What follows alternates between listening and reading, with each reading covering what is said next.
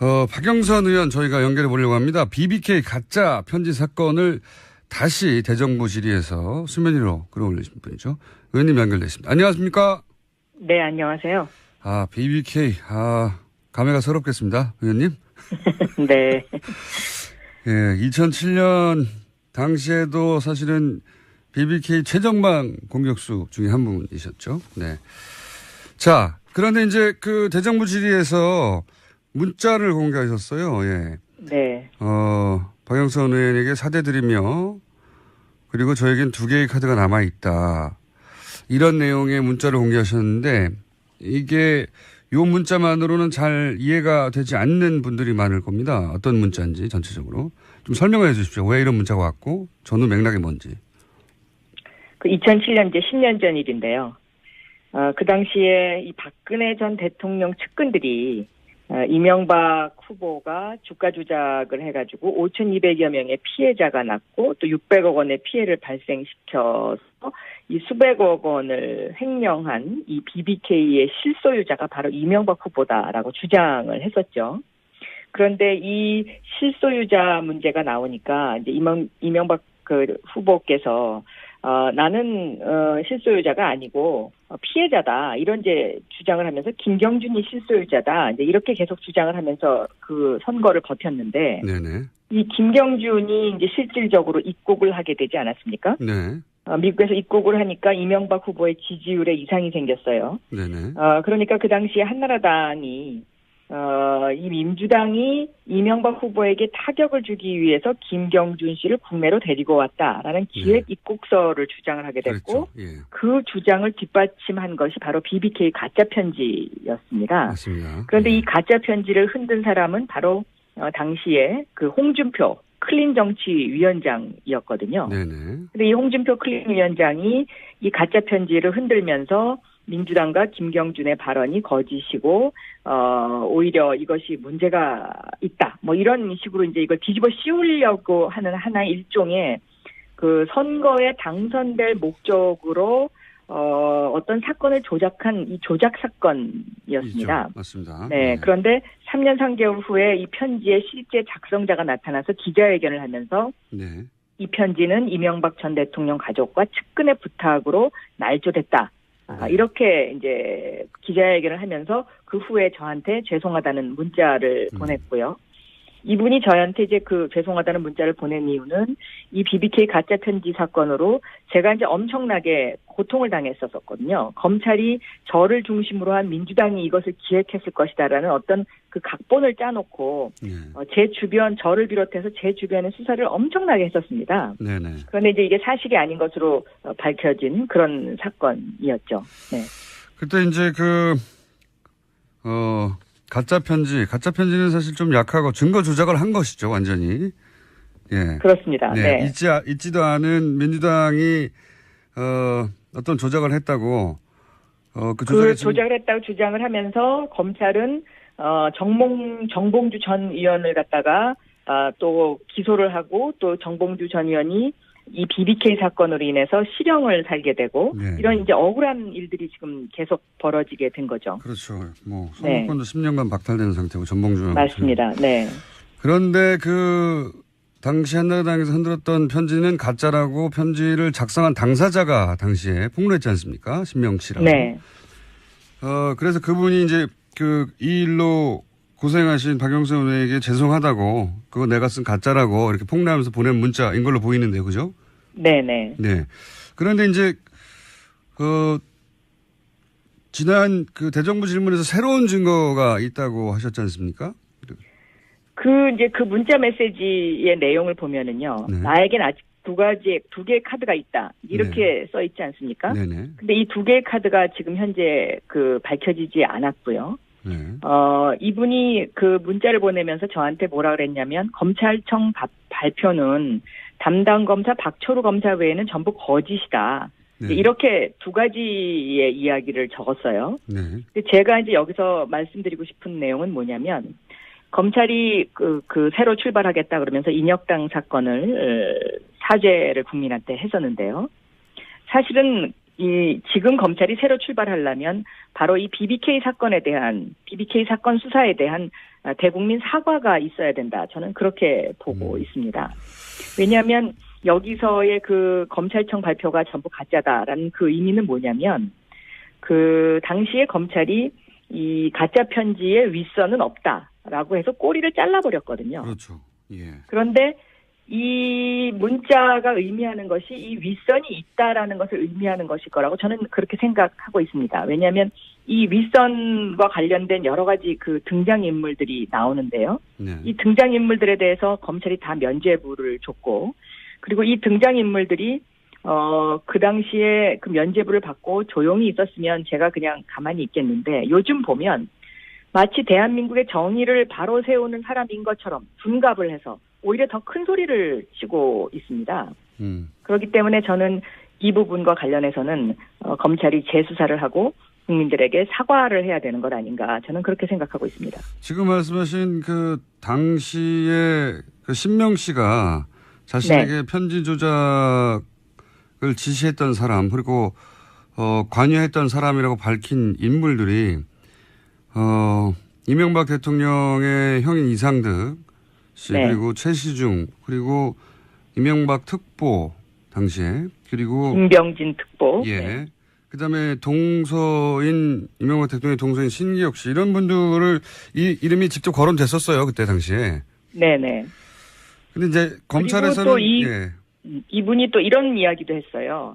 그 홍준표 그러니까 가짜 편지를 흔든 홍준표 대표가 윗선이 있으면 정치적으로 책임진다고 했으니까 그렇게 하세요. 라는 이런 이야기도 했거든요. 네네. 그러니까 이 부분과 관련해서는 검찰의 수사가 그 당시에 매우 불투명하다. 저는 그렇게 보고 있고 검찰이 그 손이 안으로 굽는 그런 수사를 한 것이 아닌가 저는 그렇게 생각하고 있습니다. 네. 그런 의혹이 뭐 여전히 남아 있고 신명 씨의 주장은 그러했는데 실제 신명 씨에게 그런 편지를 쓰라고 지시를 했던 양승덕 씨는 그냥 대학에 직원에 불과했는데 한 대학에 이분이 다 그냥 이 모든 일을 독자적으로 기획했다는 게 검찰의 수사 결과였지 않습니까? 그렇습니다. 네. 말이 안 되는 납득하기 어려운 수사 결론이었는데 지금 네. 이제 의원님 말씀은 제대로 된 검찰 수사를 새로 하고 그리고 그 이전에 당시 수사를 담당했던 검찰은 여기에 대해서 반성하고 수사를 밝혀야 된다 이런 말씀이신 거죠? 그렇습니다. 그리고 저는 이 일로 인해서 정봉주 전 의원 같은 경우는 너무나 억울한 옥살이를 했기 때문에 지금이라도 특별 사면을 시켜줘야 되는 것 아닌가 저는 그렇게 생각하고 있습니다. 네. 당시 정봉주 전 의원과 박영선 의원님이 2007년에 이 건으로 사실 고생을 같이 하셨는데 네 고생 많으셨죠 그때. 예, 그렇습니다. 지금은 이렇게 웃으면서 이야기하지만 네. 그 당시는 뭐 굉장히 상황이 심각했었죠. 가족들이 다 뿔뿔이 흩어져야 되고 또 제 주변에 있는 보좌진들부터 시작해서 검찰 수사를 안 받은 사람이 없거든요. 네. 제가 알기로는 의원님도 거의 감옥 가실 뻔한 걸로 알고 있습니다. 자, 10년 전 얘기긴 합니다만 거의 감옥 가실 뻔한 걸로 알고 있고. 네. 자, 이 건에 대해서 그게 문제가 아니라 제대로 밝혀지지 않았다. 예. 그리고 현 검찰총장도 여기서 자유롭지는 않습니다. 당시에 서울중앙지검 특수 1부장이었기 때문에. 네. 자, 그런데 이게 재수사가 과연 될 수 있을까요? 저절로는 안 될 것 같은데요. 저도 뭐 이게 재수사하기가 쉽지는 않을 거라고 생각합니다. 왜냐하면 이 BBK와 관련된 그 수사 검사들이 한 뭐 3분의 2 정도는 그만뒀지만 아직도 3분의 1 정도가 검찰에 남아 있습니다. 네. 그런데 이 남아 있는 그 검사들의 주장은 뭐냐면 우리가 그 당시에 정치적으로 그런 핍박을 받았지만 그래도 그러니까 그 무혐의라는 게 이제 일종의 가짜 편지도 뭐 윗선이 없다 이런 정도로 그렇죠. 무마하고 민주당을 더 수사하라는 압박이 있었고 박영선을 기소해서 감옥에 보내라는 압박이 있었지만 증거가 없어서 우리가 그래도 우리 양심대로 그래도 많이 노력했다 뭐 이제 이런 주장을 하고 있는데요.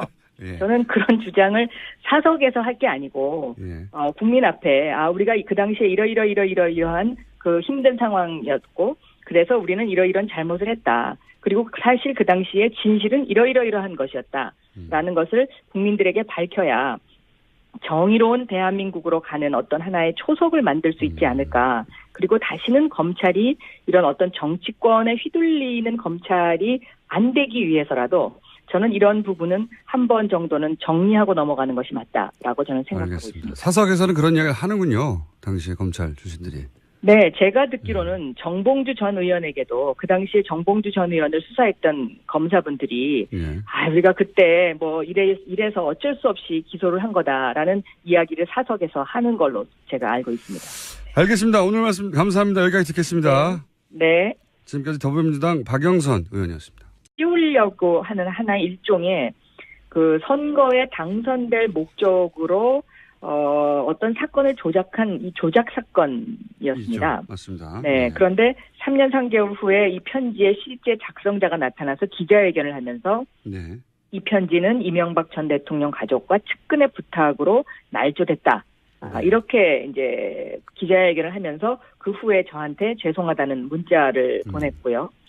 이분이 저한테 이제 그 죄송하다는 문자를 보낸 이유는 이 BBK 가짜 편지 사건으로 제가 이제 엄청나게 고통을 당했었거든요. 검찰이 저를 중심으로 한 민주당이 이것을 기획했을 것이다라는 어떤 그 각본을 짜놓고 제 주변 저를 비롯해서 제 주변의 수사를 네네. 이 김경준이 이제 실질적으로 입국을 하게 되지 않았습니까? 네. 미국에서 입국을 하니까 이명박 후보의 지지율에 이상이 생겼어요. 네네. 그러니까 그 당시에 한나라당이 이 민주당이 이명박 후보에게 타격을 주기 위해서 김경준 씨를 국내로 데리고 왔다라는 기획 입국서를 주장을 하게 됐고 그렇죠. 예. 그 주장을 뒷받침한 것이 바로 BBK 가짜 편지였습니다. 맞습니다. 그런데 이 가짜 편지를 흔든 사람은 바로 당시에 그 홍준표 클린정치위원장이었거든요. 네네. 근데 이 홍준표 클린위원장이 이 가짜 편지를 흔들면서 민주당과 김경준의 발언이 거짓이고 오히려 이것이 문제가 있다. 뭐 이런 식으로 이제 이걸 뒤집어 않을 겁니다. 어떤 문자인지 전체적으로 좀 설명해 주십시오. 왜 이런 문자가 왔고 전후 맥락이 뭔지. 그 2007년 이제 10년 전 일인데요. 그 당시에 이 박근혜 전 대통령 측근들이 이명박 후보가 주가 조작을 해가지고 5,200여 명의 피해자가 났고 또 600억 원의 피해를 발생시켜서 이 수백억 원을 횡령한 이 BBK의 실소유자가 바로 이명박 후보다라고 주장을 했었죠. 그런데 이 실소유자 문제가 나오니까 이제 이명박 그 후보께서 나는 실소유자가 아니고 피해자다 이런 이제 주장을 하면서 김경준이 실소유자다 이제 이렇게 계속 주장을 하면서 그 선거를 버텼는데 엄청나게 했었습니다. 네네. 그런데 이제 이게 사실이 아닌 것으로 밝혀진 그런 사건이었죠. 네. 그때 이제